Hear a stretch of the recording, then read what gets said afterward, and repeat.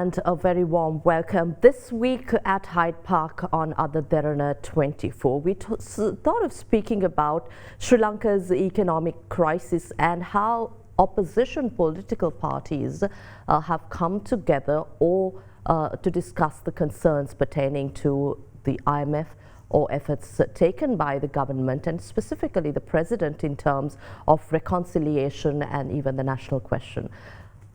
We invited to our studios Jaffna District Parliamentarian and Ilankai Tamil Arasu Kadchi MP Sumanthiran, MA Sumanthiran. A very warm welcome to you. Thank you. Your statements were quite the highlight this week, especially with President Ranil Wickremesinghe's invitation to the opposition to come to a discussion table pertaining to the International Monetary Fund discussions. You were the only MP, or ITAC was the only party, opposition party, that had representation at this discussion. What made you participate? Well, I don't think we need to have a reason as to why we participated. If we did not participate, then there should be reasons for that. So you had no reason to boycott the discussion just as other opposition MPs? Yeah, exactly. There was no reason to boycott it. This is a matter that affects the whole country, whether we like it or not. We are under an IMF program at the moment. And the impact of implementation of that program impacts every person living in the country. And therefore, it is the responsibility of people's representatives to engage in that process and see how that impact is on the people. In point of fact, about 2 years ago, as a former chair of the Public Finance Committee of Parliament, I personally convened a series of meetings when we knew that country was spiraling down into an economic crisis in January, February and April of 2022. President Ranil Wickremesinghe, as an opposition MP, also participated at those meetings. Several opposition party leaders came. And we wrote a letter to the government at that time to President Gotabaya Rajapaksa that he must seek assistance from the IMF. And we laid down certain conditions that under those conditions, negotiations should commence with the IMF. So I had, in any case, taken some steps as early as 2 years previously to engage with the IMF. And there was an interest, therefore, to see how that program was going. You mentioned about the previous government and the period under the previous presidency. But before that, I think the SJB too, as an opposition party at the time too, raised concerns about the management of the Sri Lankan economy and advocated for the government to go into the IMF. Why do you think you are here at this discussion and other opposition members have boycotted? Or you mentioned that this is a national issue and all opposition parties, parliamentarians should come together. Are you saying that these parties are not coming together where a need of the nation has arisen? I don't know the reason why they boycotted, and it's not very clear to me as to why they chose not to attend. In discussion with one opposition MP this morning, I came to the conclusion that their boycott was mainly for the reason that the government did not consult with the opposition prior to the domestic debt restructuring arrangement. Now, when that happened also, I convened a meeting and the President himself attended it, and several opposition party leaders, including opposition leader, attended it. That was just about an hour after the DDO, as they call it. It's actually a DDR, domestic debt restructuring, but they call it domestic debt optimization, was revealed to the cabinet. And when that was revealed to us at the meeting that I convened, some of us straight away said we cannot support this program. So some of the parties, I think, take the view that the government did not have sufficient consultation prior to taking those steps with regard to domestic debt restructuring, and therefore there is no purpose served in now at this late hour participating in these discussions. That may be so, but I still think every step of the way, whatever opportunity that arises, that we must be engaged in the process, because this is critical to the life of the community. Why did you oppose the debt restructuring, domestic debt restructuring process at the time? Well, I made myself very clear as to why we opposed it. They were targeting only the EPF, or primarily the EPF savings, without touching the others who had bought bonds from the government, like the primary dealers, banks, insurance companies, etc. Merely assuring the EPF holders 9% interest, while everybody else who had bought government securities were earning as much as 29 to 31% at that time.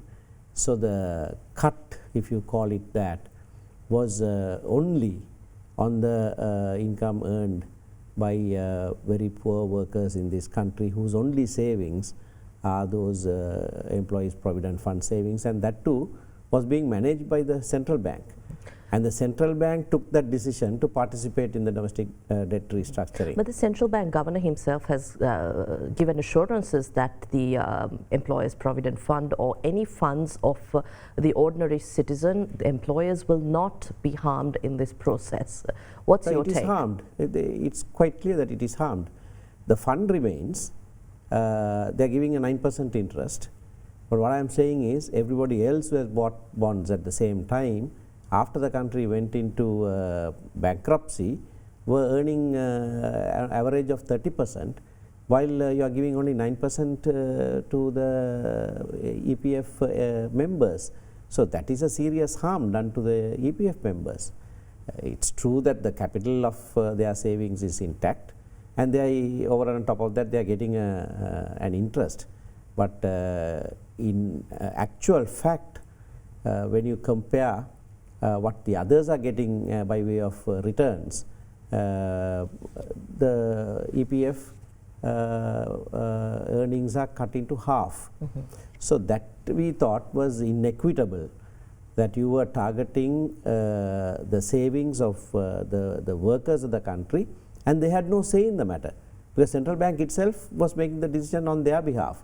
A huge conflict of interest brought about by the law, but nevertheless, central bank sits as the custodian of that fund and decides only to take that fund and lets everybody else go scot-free. So on a matter of policy, we oppose that tooth and nail.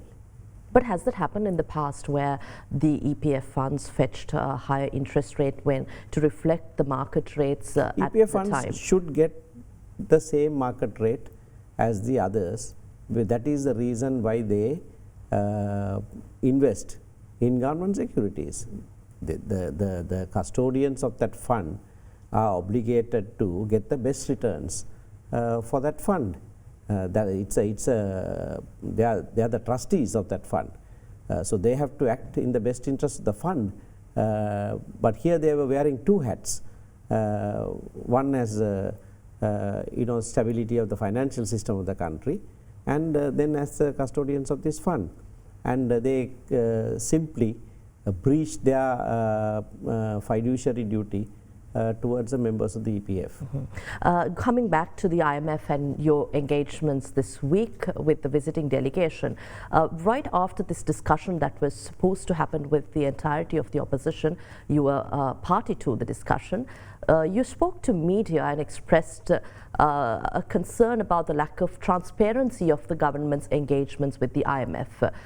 Can you explain to us why you call the process lacking in transparency? The IMF makes various recommendations and gives timelines for the government to implement those. Now, those recommendations must be backed by what they call technical assistance reports, TA reports. Those are the analytical reports. They do an analysis, and based on that analysis, they come up with certain recommendations. Now, those analytical reports are crucial to understand why those recommendations are being made.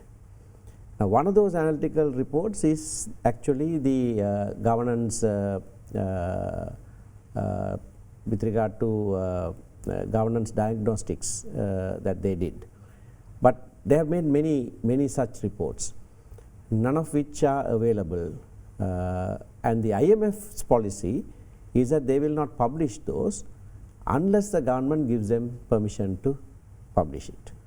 So, my first request at that meeting was, if you invite us to engage with you, with the IMF, with regard to the IMF's program, you can't keep us in the dark and show the world that we are participating in discussion. You must give us those reports.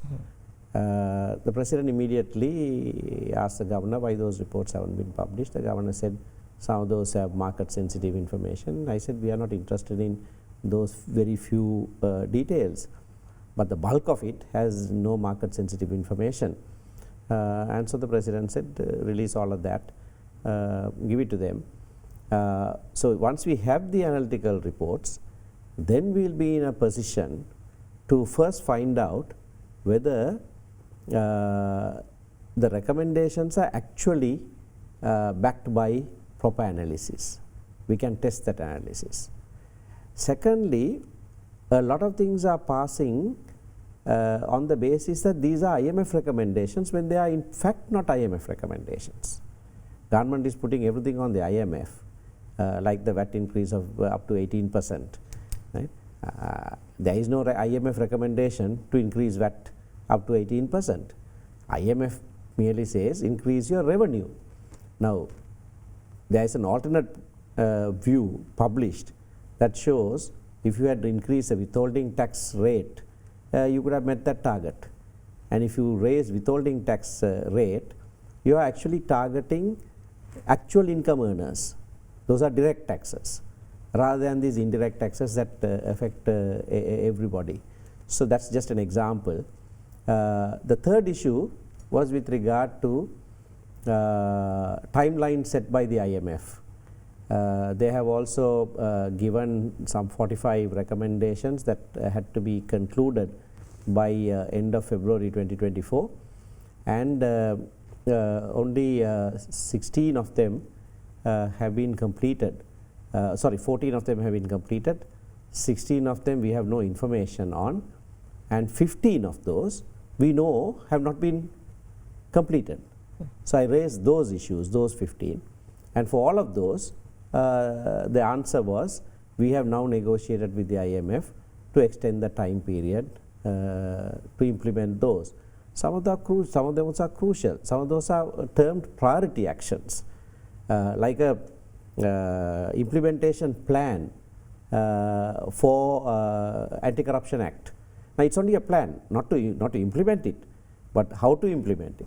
Now even that action plan has not been published.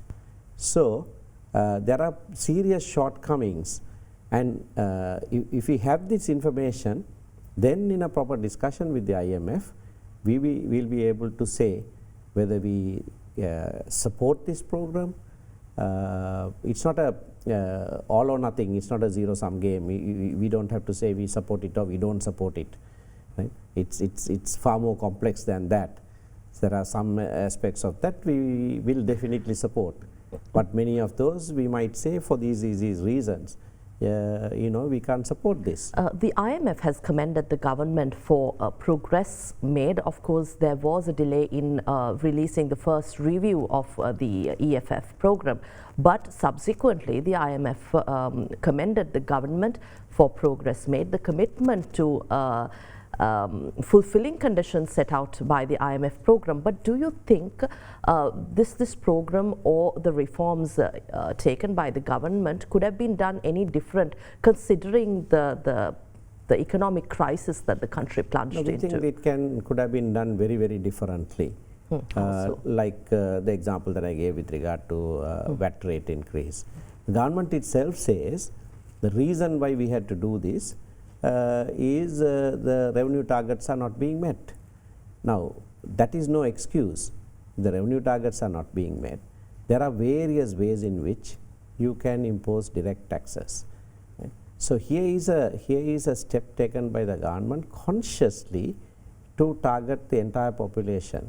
So what we say is the distribution of the pain brought about by the economic crisis is not equitable. It's not just. You are imposing more and more hardship on the poor and the vulnerable while letting the others basically go scot-free. Concern about taxation here again is that the rich and those who evade taxes are given an opportunity to continue to evade taxes. That's right. Do you have a counter proposal to arrest this situation? Yes, there are several proposals that we have made. In fact, I have made it public as well. For instance, tobacco taxation policy is something that I raised when I was chair of the Public Finance Committee of Parliament during the last Parliament. Very easily we can bridge the gap. We are shown with data that is policy. But there are vested interests. There are vested interests that don't allow those measures to be implemented. In fact, at the discussion on Monday with the President, I told them an anecdote when I was chair of the Public Finance Committee. And I, by the way, asked some of the Treasury officials, tell us your taxation policy on tobacco at the next meeting. Before I went home, there were packets of information delivered to my house from Ceylon Tobacco Company. Senior President's Council calling me and saying, we want to come and meet you and explain this to you. Somebody tried to retain me to appear for a small trader in Jaffna who had sold a cigarette without it being in a packet. That's a kind of vested interest that you have, very powerful, very wealthy. So I can imagine what kind of pressure they bring about on personnel in the government to let them evade taxes. I'd like to move on to talk about some of the concerns you've raised recently about government measures in terms of the online space. The Online Safety Act, you had a petition which was dismissed, and you've also raised, you've appealed about the Prevention of Terrorism Act, which sought to replace the Counter-Terrorism Act, the Prevention of Terrorism Act, and yes. But with all this, what amendments do you think should be brought in place to rectify whatever challenges you see forthcoming on society? See, with regard to the online safety bill, after that bill was gazetted and after it went to the Supreme Court for a pre-enactment review, the minister himself appointed an expert committee. That expert committee came up with recommendations for amendments. When that matter came up before a parliamentary committee, sectoral oversight committee, it was agreed by both the government and the opposition that if those experts' recommendations are incorporated, it could be passed without a division. The opposition was willing to support it. Yet the government decided not to do that, but to go ahead with what they had published, only to make changes that the Supreme Court had prescribed, and an assurance was given that those amendments will come later. we couldn't see the rationale for that. But then, lo and behold, not even the Supreme Court's recommendations were brought in by committee stage amendments. Several important amendments as the Supreme Court prescribed are not there in the Act. So, for the first time in the history of this Constitution of 1978, this has happened. You have a very small window where citizens can challenge. We don't have judicial review of legislation.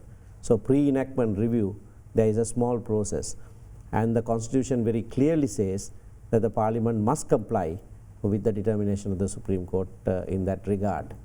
I'll give you just one example that explains this. In the bill, there was a provision that said for second and subsequent offences, the penalty will be doubled. Supreme Court said that is unconstitutional. You must remove that provision, but if you want to pass it, you must pass it with a 2/3 majority. It was not passed with a 2/3 majority, but it still appears in the Act that the Speaker has gone and signed. The requirement for a Speaker or Queen or King or Governor General to sign and assent to a bill that has been passed is because that is when they certify that it has undergone the proper legislative process. Here is an instance where it was pointed out to the Speaker at the committee stage in Parliament itself that the proposed amendments don't comply with the Supreme Court directive. Subsequently, before he signed it, again a list was given to him to compare and see, and not to sign it until it complies with the Supreme Court's determination. But he's gone and signed it. So that is why I presented a petition before the Supreme Court. Unfortunately, the Supreme Court has rejected it, saying that once a Speaker signs it, they cannot interfere in that. I don't agree with that, that ruling, but that's the ruling of the Supreme Court. We're talking about the Prevention of Terrorism Act or even the Online Safety Act. We see that online safety, the regulation of online space, an act was brought in the United Kingdom and some other nations as well. So why do you think Sri Lanka should really, why is all this concern about Sri Lanka, especially when there has been incidences where the online space was utilized to spread extremism, extremist ideologies? So how do we really counter this? We agree that there must be a law. That's why I explained that the minister himself appointed a committee that made recommendations, and both the government and opposition agreed that we will not challenge that we will agree with that being enacted. But in absolute indecent haste, they passed this piece of legislation, and that too not even complying with the Supreme Court's determination on the matter. That is what is objectionable. Not that we are saying that there shouldn't be a law. There must be a law. In terms of the Prevention of Terrorism Act, what's your view? Prevention of Terrorism Act was brought in 1979 as a temporary piece of legislation for 3 years. It has been there on the statute books for 40 odd years. Even the recent Supreme Court determination on the ATA says that that's a draconian piece of legislation that must be removed. Our concern is that the law that removes it should not then become another problem. There are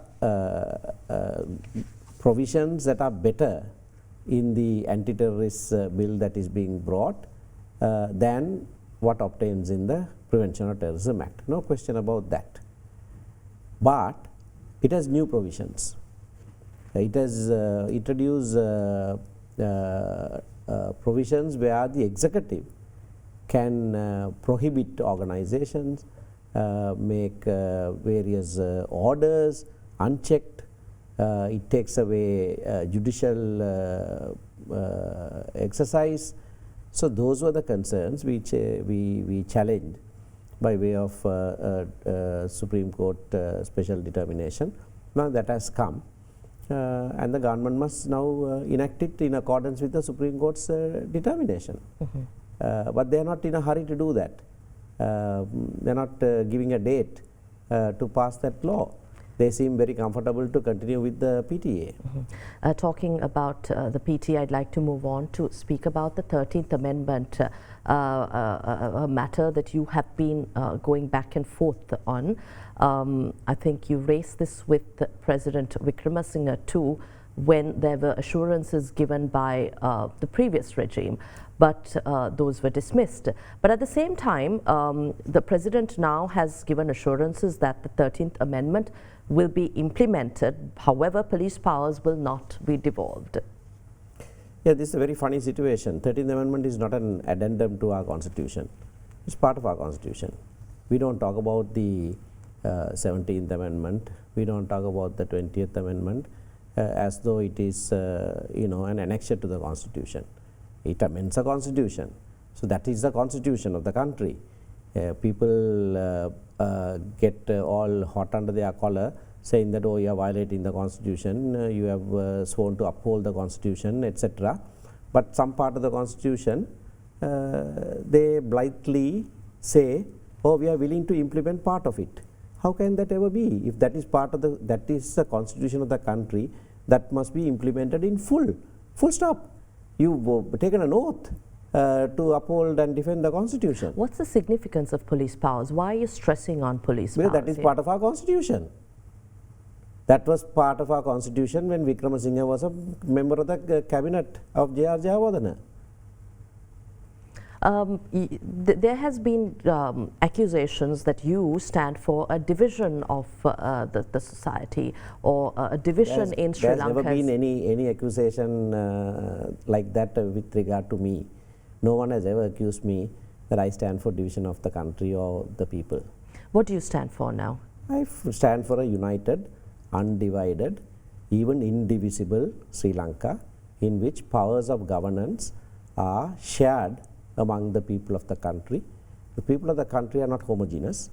There are different peoples in this country who speak different languages, who have different religions, different backgrounds. Those differences are something that strengthen the country, not weaken the country. So those different identities must be strengthened in order for the common identity also to be strong. That's the experience of the countries worldwide. So powers of governance must be shared in a very meaningful way. When you say shared, if you can tell us what this is, because there is a question about a united country and a unified nation. There is discussion about the technicalities of the meaning of this. No, technicalities are with regard to unitary and being unified. Unitary is a system of governance that has nothing to do with unity as such. Right? A unitary system is based on a simple majoritarian rule. In a homogeneous country, yes, you can have a simple majoritarian rule. But if you have a country that has different peoples, whose one is a majority, the others are a minority in numbers, you can't always have a simple majoritarian rule. I tell a story to illustrate this very easily.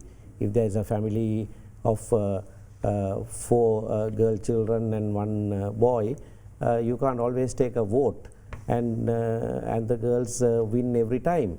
There has to be a balance. Numbers are not always right.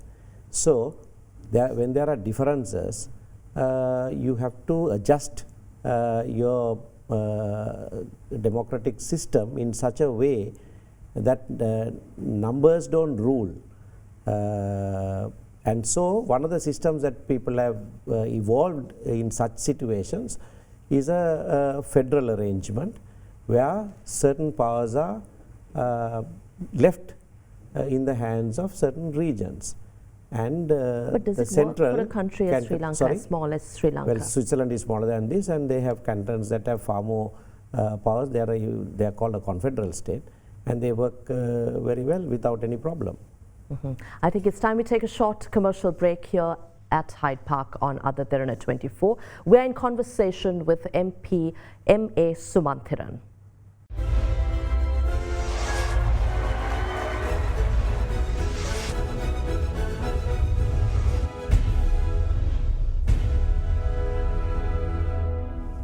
Welcome back. We're in conversation with MP MA Sumanthiran, a top human rights and constitutional lawyer. I think you have raised concern about Sri Lanka's constitution, human rights, but at a time when Sri Lanka faces critical questions at international fora in terms of human rights, commitments or accountability. What is your view pertaining to the country's accountability and compliance with human rights commitments made to the international community? The country has time and again made various commitments only to observe them in the breach. So that's a serious concern that we continue to raise at those fora. We are part of a civilized community of nations. We are a member of, we are a very early member of the United Nations, and we participate in various units of the United Nations. And as responsible member of the United Nations, we must ourselves comply with the commitments we make as a country and not to breach them. Unfortunately, with regard to accountability and various human rights obligations, we have only observed them in the breach. The land issue, the government assures that it is in the process of solving the land issue, but you have raised certain concerns. Yeah, we have raised that concern because people's private lands are still being occupied by the military long after the violent conflict ended. There is no necessity for the military to continue to occupy that. It is true that the government has returned a lot of the private land, and that must be acknowledged, and I have done that at every opportunity. More than 80% of the private lands have been returned, and that happened during the last government. But still, large swaths of land, they are still being occupied by the military and not enabling people to get back to their livelihood activities, particularly farming, etc. There is one strip of land next to Palale Airport where the military is cultivating the land, taking the produce out of that land and selling it to the owners who are in welfare centers. That's not acceptable. Government has taken measures in terms of the estate community, 200 years of their livelihood here, and these measures are seen as progressive. Very progressive. Some may question whether these are targeting elections, or others might even question whether this is sincere. Well, I don't want to make a judgment call on that. Every measure that any government takes, if it is progressive, they get votes for it as well. That's why you have a democratic system. But to give them land ownership, to give them housing, is a very, very progressive step indeed. Something that ought to have been done long time ago, and I must commend the government for taking initiative on that. Some may wonder whether you will be working with President Ranil Wickremesinghe going forward. Is there, are there any discussions here where we might see an agreement between the President and your party? Well, we will work with any President who is in office. When President Gotabaya Rajapaksa was in office, we met with him. We lent our support for various measures that he took. When President Mahinda Rajapaksa was in office, we did that. When President Maithripala Sirisena was in office, we did that. At that time, President Ranil Wickremesinghe was Prime Minister. We worked very, very closely with him. But we sat in the opposition and did it because the primary issue, as far as we are concerned, that the country has faced is the Tamil national question, and until there is a satisfactory solution to that, we are reluctant to take office at the center. But that doesn't mean that we stay out entirely. We work. We don't have to, unlike some other political parties, we are not craving after political office. We want the problems of our people solved. So even if we sit in the opposition, we will work with any government, anyone who is in office, to resolve those issues. And in terms of the elections, they say this is an election year. Yes. Well, the forthcoming presidential election concerns us quite a bit. We have not taken any decision with regard to that because we don't still know who the candidates will be. 1, 2, 3 people may be there in the horizon, but we have not taken any step with regard to that. We are holding discussions with those, and eventually when the time comes we will make a call. One must remember that in the last 3 presidential elections, the North and East vote en bloc went to one candidate. It went to Sarath Fonseca, it went to Maithripala Sirisena, it went to Sajith Premadasa. That was clear vote. People stood as one and voted.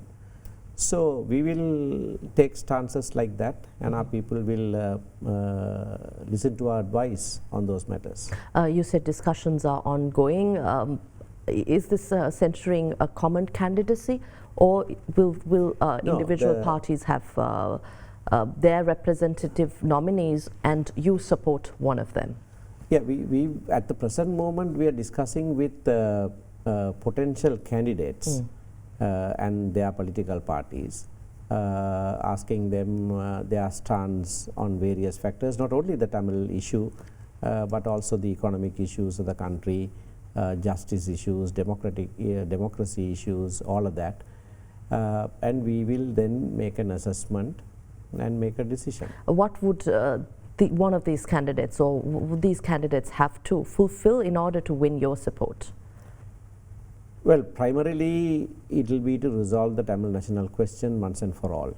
How? And that is by way of a proper devolution arrangement, where there is a power sharing arrangement that is implemented, where our people feel that their lack of numbers in the whole country doesn't deprive them of their citizenship right to have a say in their own affairs, at least in the areas in which we are a majority on various day-to-day affairs.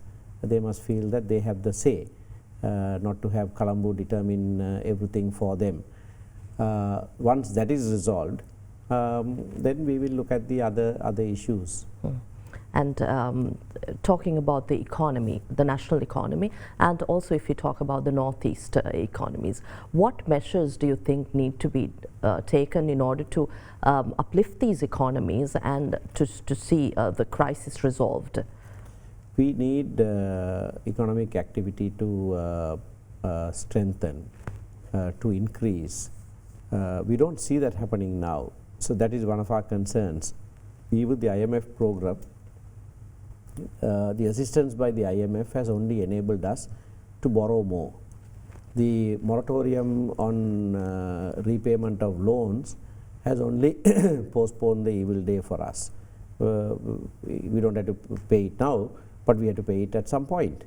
So that space that we have got is a space that we must utilize to increase our economic activity and our productivity. And our concern is that that is not happening. We need investments to come into the country. And in that respect, we have told President Gotabaya Rajapaksa, we have continuously been telling President Ranil Wickremesinghe that the Tamil diaspora who left the country several decades ago and have done very well abroad are willing to come and invest. Of course, they will like to invest in their own village, in their own areas, their schools that they studied in, etc. If that is allowed, one part of the country flourishes, the whole country flourishes. But do you think that that's not allowed now? It wasn't allowed through various administrative difficulties that were being put in their place. But I must say that President Wickremesinghe has lifted all of that, and he said anybody coming any part of the country, this must work. But the political instability and trust that they have in the administration are still holding people back. So if there is a satisfactory political solution, then I think the economic crisis will be over in a minute. Do you believe in an economic solution to this question of the people of Sri Lanka, regardless of what communities you represent? Yes, and it has to be an economic solution. So, but one of the things that we know will work is if our people who have left our shores come back and invest, and they will come back and invest if there is political stability and an assurance that they are equal citizens of this country.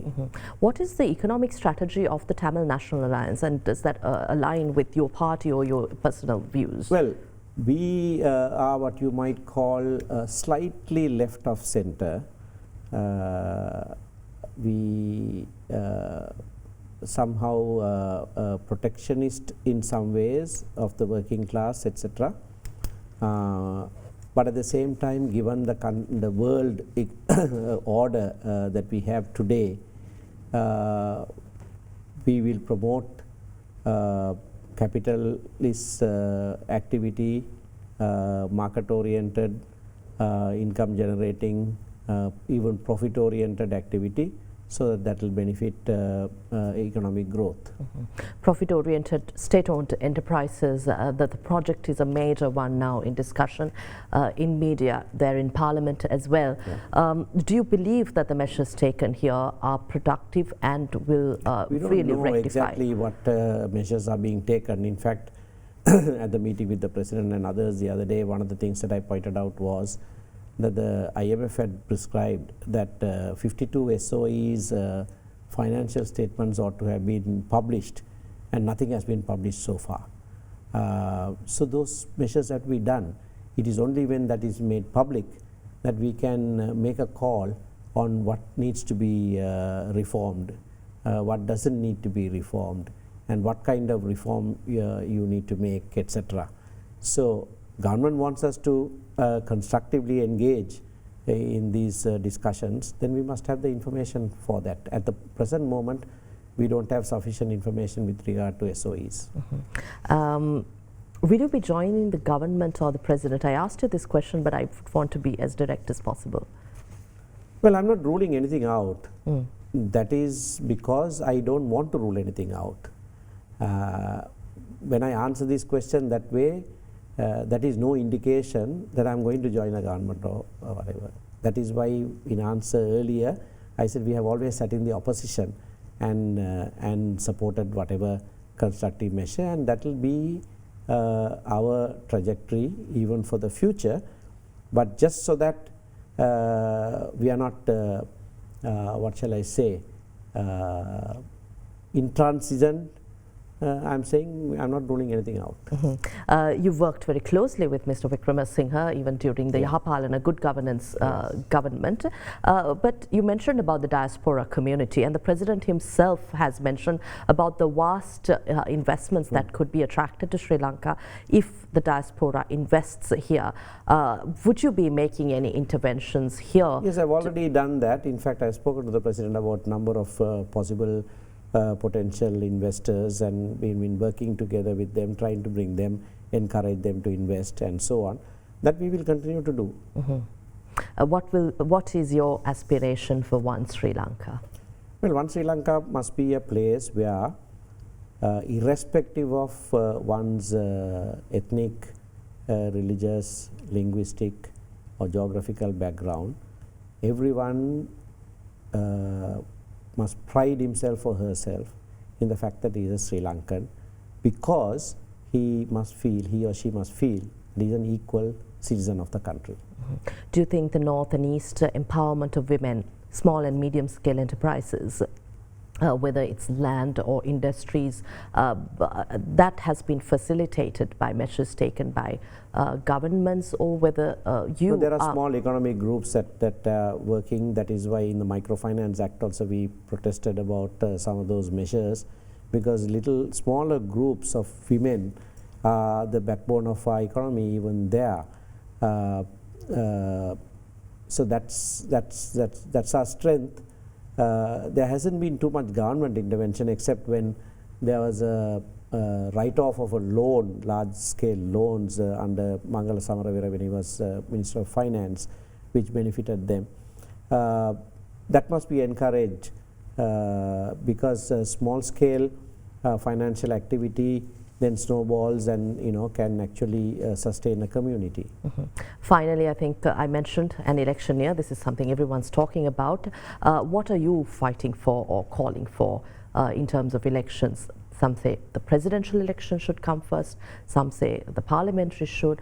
What will really benefit the people of our country? Elections must be held in their due time.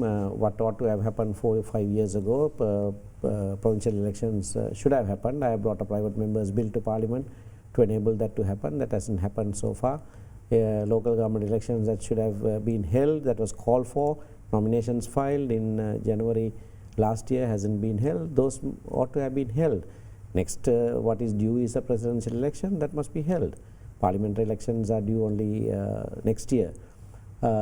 Timely elections are absolutely important. Elections alone don't ensure democracy, but without periodic elections, democracy is nothing. So at every level, elections at their due time must be held, and that is something that we accuse President Wickremesinghe of not allowing elections to be held to the local authorities and provincial councils. That's all the time we have on the show tonight. Thank you very much for your time here at Hyde Park. Thank you very much indeed. We had with us TNA MP, ITAC MP MA Sumanthiran joining us to discuss the sentiments of the northeast communities of Sri Lanka, as well as the larger economic situation in Sri Lanka and how constitutional amendments should be brought about to see a better developed nation. We'll see you again next week at the same time at Hyde Park on Derana 24. Thank you for watching. Have a pleasant evening. Good night.